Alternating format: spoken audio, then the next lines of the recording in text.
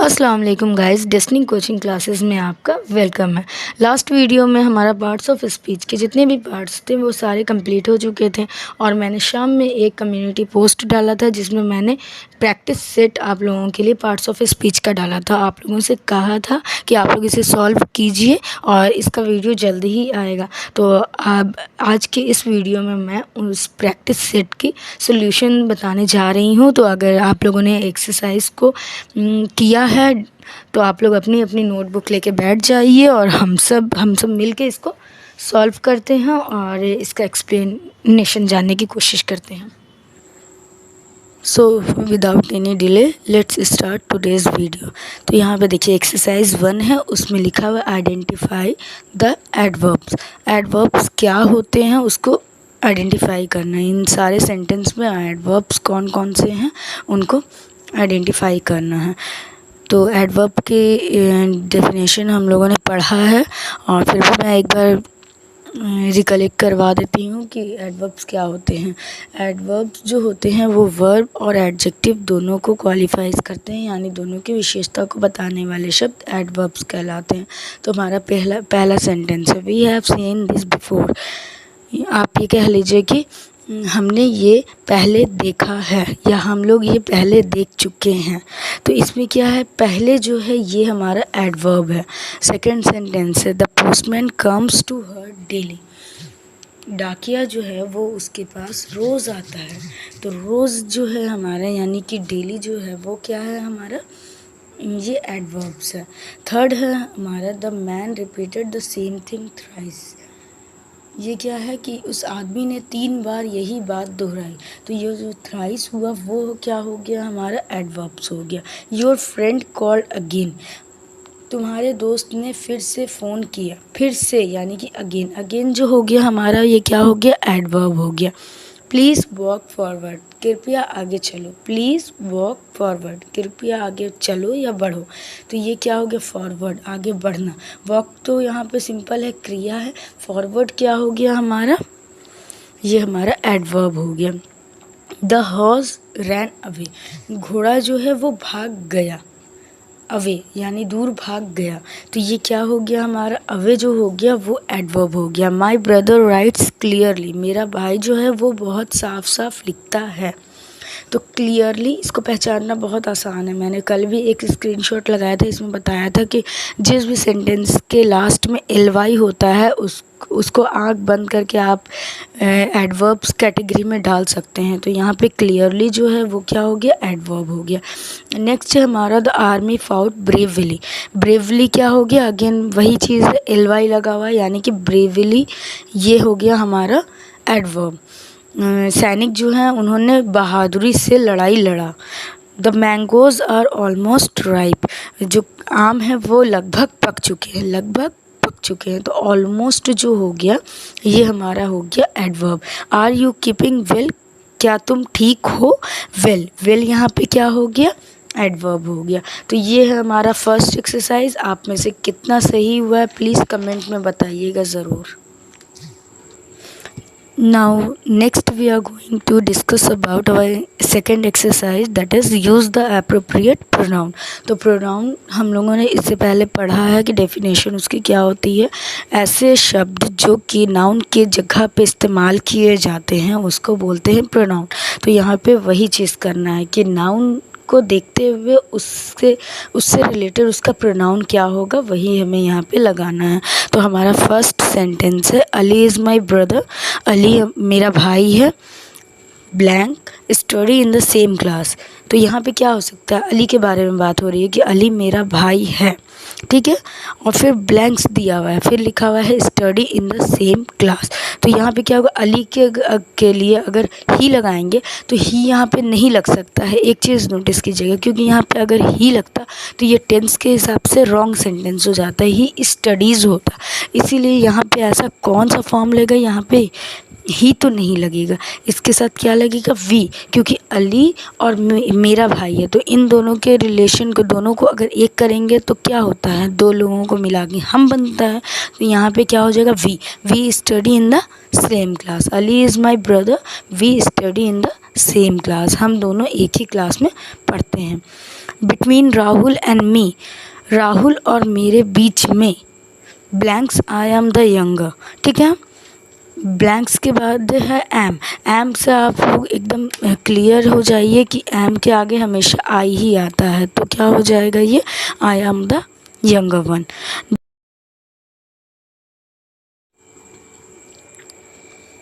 अच्छा, तीसरा हमारा है, do you see this book with my name on it, क्या तुमने ये बुक देखी है जिसमें मेरा नाम लिखा हुआ था, इट इज़ ब्लैंक्स। तो क्या हो गया, मैंने पहले ही बताया था, अगर किसी चीज़ के लिए बात हो रही है तो वो क्या हो जाएगा, ये मेरी है, तो क्या होगा, इट इज़ माइन। क्या तुमने ये बुक देखी जिसमें मेरा नाम लिखा हुआ था, इट इज़ माइन, तो माइन यहाँ पे प्रोनाउन लगेगा, ठीक है।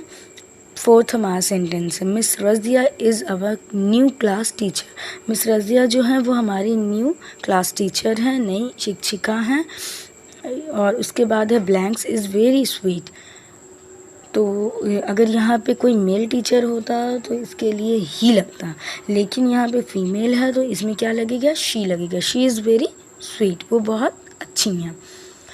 फिफ्थ हमारा सेंटेंस है, वाइल कटिंग वेजिटेबल्स, सब्जियों को काटते वक्त, दीपा ने क्या किया, दीपा कट ब्लैंक्स फिंगर, तो दीपा कट हर फिंगर, दीपा ने अपनी उंगली काट ली, ठीक है। तो यहाँ पे क्या हो जाएगा, दीपा के लिए हर हो जाएगा pronoun. The jury got divided among, jury में बहुत सारे लोग होते हैं तो उसको किस तरह से डिवाइड किया जाता है, उन्हीं लोगों के बीच में से, तो क्या हो जाएगा यहाँ पे, दे का प्रोनाउन होता है देमसेल्व्स, तो यहाँ पे क्या हो जाएगा, देमसेल्व्स। सेवेंथ है हमारा, आई एम कमिंग टू, मैं भी आ रहा हूँ, प्लीज़ वेट फॉर। अब आई के लिए क्या होगा प्रोनाउन हमारा, मी, प्लीज़ वेट फॉर मी।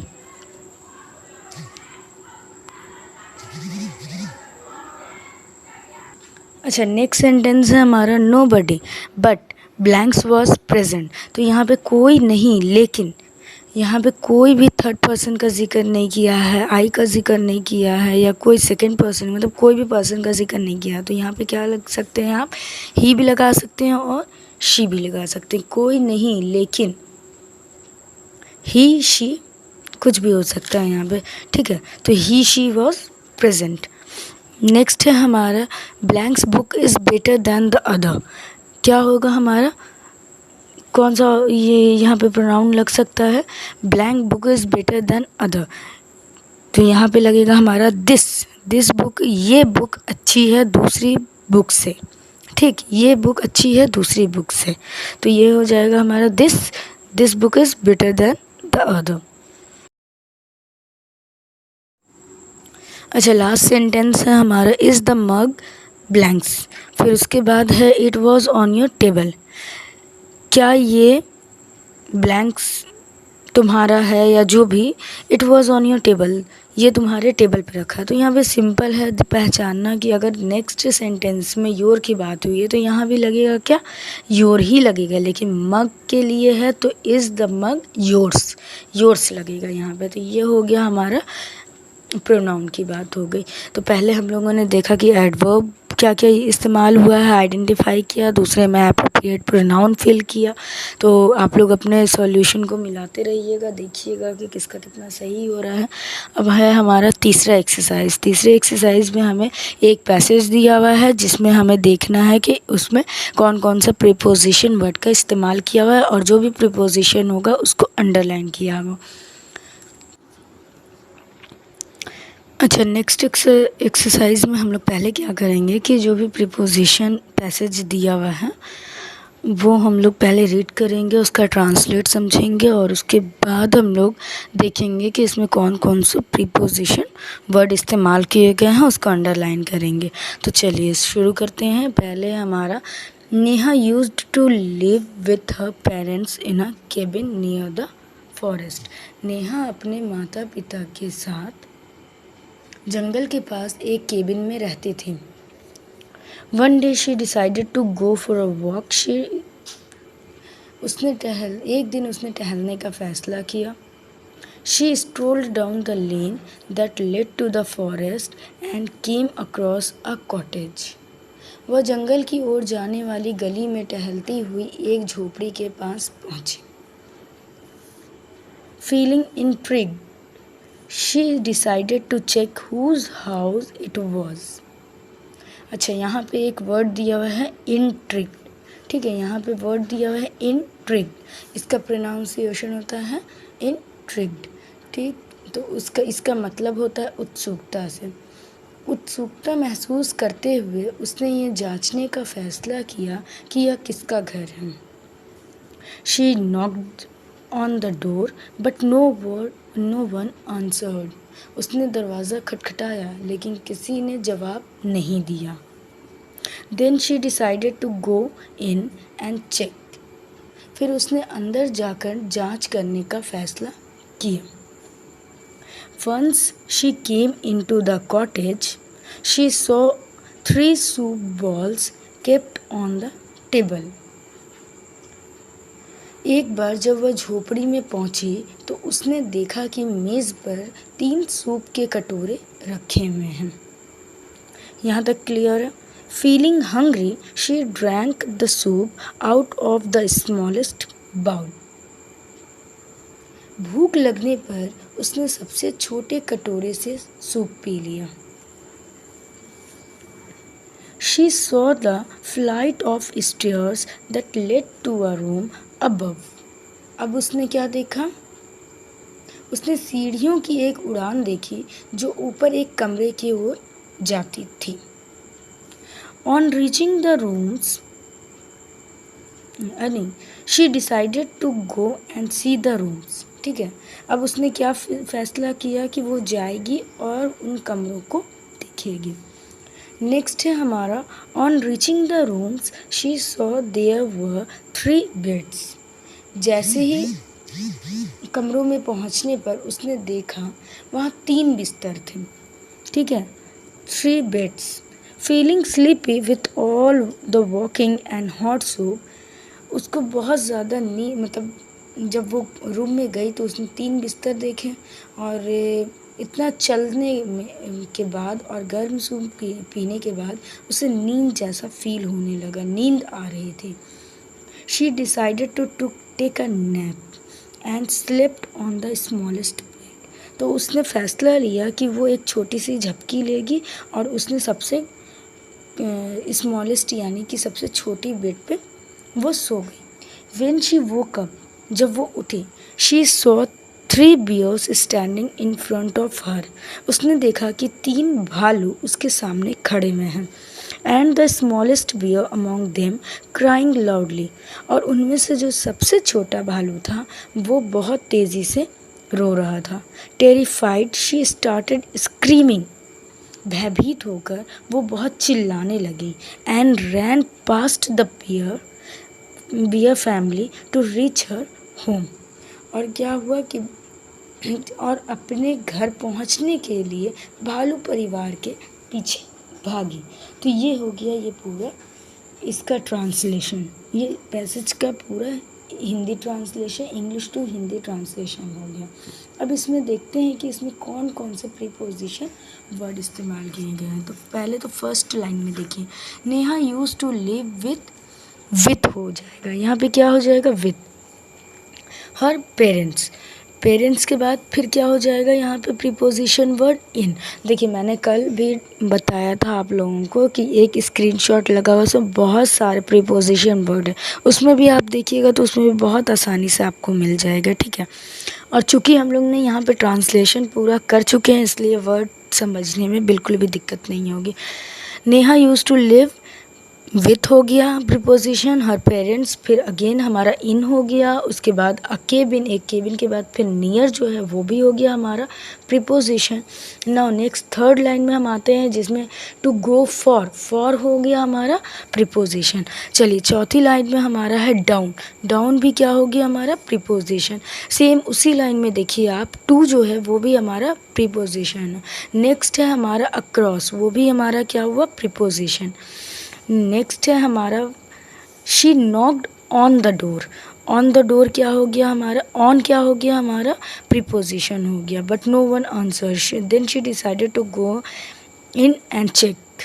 ठीक है, वंस शी केम इनटू, अच्छा यहाँ पे आप लोग बोलेंगे then she decided to go in वो अंदर जाएगी और चेक करेगी। तो यहाँ पे इन जो होगा वो नहीं होगा, प्रीपोजिशन नहीं है। नाउ नेक्स्ट है हमारा once she came into the cottage, ये हमारा इनटू क्या हो गया हमारा, ये भी प्रीपोजिशन हो गया। नेक्स्ट लाइन में है हमारा ऑन, ऑन हमारा प्रीपोजिशन हो गया। उसके नेक्स्ट लाइन में देखिए आउट ऑफ, ये हमारा प्रीपोजिशन हो गया। उसके नेक्स्ट लाइन में आ जाइए, उसमें देखिए टू, टू हमारा प्रीपोजिशन हो गया। अबव हमारा प्रीपोजिशन हो गया। उसके बाद फिर अब आ रहा है विथ, फीलिंग स्लीपी के बाद वाला जो विथ है वो भी हमारा प्रीपोजिशन हो गया। नेक्स्ट है हमारा स्लेप्ट ऑन, स्लेप्ट के बाद जो ऑन है वो भी हमारा प्रीपोजिशन हो गया। नाउ नेक्स्ट लाइन हमारा नेक्स्ट टू नेक्स्ट जो है हमारा इन फ्रंट ऑफ, ये भी हमारा प्रीपोजिशन हो गया। एंड लास्ट है हमारा पास्ट, रैन के बाद जो लास्ट लाइन में पास्ट दिया हुआ है ये भी हमारा प्रीपोजिशन हो गया। तो यहाँ पे बहुत सारे प्रीपोजिशन वर्ड है जिसको मैंने अंडरलाइन किया हुआ है, आप लोग अच्छे से देख लीजिएगा। तो ये हो गया हमारा ये वाला एक्सरसाइज 3 का अंडरलाइन द प्रीपोजिशन, इसमें सारे प्रीपोजिशन को अंडरलाइन कर दिया गया। तो चलिए हमारा नेक्स्ट एक्सरसाइज जो है वो है कि identify the parts of speech. अच्छा, जितने भी अंडरलाइन वर्ड्स इसमें दिए हुए हैं उनको देखना है और फिर आइडेंटिफाई करना है कि पार्ट्स ऑफ स्पीच का कौन कौन सा पार्ट है। तो फर्स्ट सेंटेंस है हमारा Anshu is not coming today, Anshu आज नहीं आ रही है। ठीक है, तो अंशु जो है, अंशु के नीचे अंडरलाइन है, तो अंशु किसी का नाम है, तो ये सिंपल है एकदम कि इसमें हमारा कौन सा पार्ट्स ऑफ स्पीच है, अंशु में नाउन। नाउ नेक्स्ट है हमारा my mom will be living to Bangalore, मेरी मम्मी बेंगलोर जाएंगी, कल बेंगलोर जाएंगी। ठीक है, तो यहाँ पे विल बी लिविंग हो गया हमारा वर्ब, और टुमारो जो है वो हमारा क्या हो जाएगा, टाइम दर्शा रहा है यानी कि एडवर्ब हो गया। थर्ड हमारा the teacher asked the student to stand, teacher ने, जो शिक्षिका हैं उन्होंने स्टूडेंट्स को खड़े होने को कहा। ठीक है, तो क्या हो गया हमारा स्टूडेंट्स, स्टूडेंट्स के नीचे है अंडरलाइन, तो स्टूडेंट्स क्या हो गए हमारे कलेक्टिव नाउन। ठीक है, किसी का नाम नहीं है लेकिन है तो स्टूडेंट, तो ये हो गया नाउन। लेकिन नाउन की कैटेगरी यहाँ पे नहीं बताना है, सिर्फ बताना है कि ये कौन सा पार्ट्स ऑफ स्पीच है, तो ये हो गया हमारा नाउन। अगर नाउन के अंदर अगर पूछेगा तो ये हो गया हमारा कलेक्टिव नाउन। नेक्स्ट है हमारा ही इज़ माई ब्रदर, वो मेरा भाई है। तो ये बहुत सिंपल है, यहाँ पे नाउन की जगह पे जो चीज़ कोई वर्ड इस्तेमाल किया गया है जैसे कि ही इज़ माई ब्रदर, तो वो माई का हो गया हमारा प्रोनाउन हो गया। There is a cat under the table, जो बिल्ली है टेबल के नीचे बैठी है, नीचे ये रिलेशन को बता रहा है, कैट का टेबल से क्या रिलेशन है, ये हो गया हमारा preposition. The clothes did not dry as it was raining all night, as के नीचे अंडरलाइनिंग, पहले सेंटेंस समझिए, कपड़े सूखे नहीं, एज, या फिर यहाँ पे बिकॉज भी हो सकता था, it was raining all night, क्योंकि पूरी रात बारिश हो रही थी। तो एज यहाँ पे क्या हो गया, दो सेंटेंस को जोड़ रहा है, तो ये क्या हो गया, कंजंक्शन हो गया। नेक्स्ट है हमारा Sheena and her sister dance, यहाँ पे भी देखिए शीना और उसकी बहन को कौन सा वर्ड जोड़ रहा है, एंड, तो एंड हमारा क्या हो गया, कंजंक्शन हो गया। और उसके बाद एक और है विल, विल हमारा क्या हो गया, एडवर्ब हो गया। ठीक है, क्योंकि डांस विल, शीना और उसकी बहन अच्छा डांस करती हैं, तो डांस कैसा करती हैं, अच्छा करती हैं, विशेषता बता रहा है, तो ये हो गया हमारा adverb. I am wearing a green dress for the party, ठीक है, तो मैंने हरी रंग के कपड़े पहने हैं पार्टी के लिए। ठीक है, पहन रही हूँ पार्टी के लिए, तो ड्रेस की तारीफ़ हो रही है यानी ड्रेस के कलर की बात हो रही है, तो ये क्या हो जाएगा हमारा एडजेक्टिव। ओह, फिर एक्सक्लेमेटरी साइन है, उसके बाद दैट इज़ रियली सैड, ये तो बहुत दुख की बात है, तो ओह के बाद एक्सक्लेमेशन साइन है, इससे ही आप लोग पहचान जाइए कि इसमें कौन सा पार्ट्स ऑफ स्पीच इस्तेमाल हुआ है, इंटरजेक्शन। नेक्स्ट है हमारा she is coming with me, वो मेरे साथ आ रही है, तो उसका मतलब शी और मी के बीच में क्या रिलेशन है, वो आ रही है मेरे साथ, तो ये किससे पता चल रहा है, विथ से, तो ये क्या हो गया हमारा प्रीपोजिशन। तो ये था हमारा आज का ये पूरा 4 एक्सरसाइज, इसके बाद और बहुत सारी एक्सरसाइज आएंगी, और इसके बाद आप लोग कमेंट्स में ज़रूर बताइएगा कि आप लोगों को ये सीरीज़ कैसी लगी और नेक्स्ट हमारा क्या टॉपिक होना चाहिए। और वीडियो अगर अच्छा लगा हो तो खूब सारा लाइक कीजिए, इसको अपने दोस्तों के साथ शेयर कीजिए और हाँ, मेरे चैनल को ज़रूर सब्सक्राइब कीजिए और जितना हो सके सपोर्ट कीजिए। तब तक के लिए अल्लाह हाफ़िज़।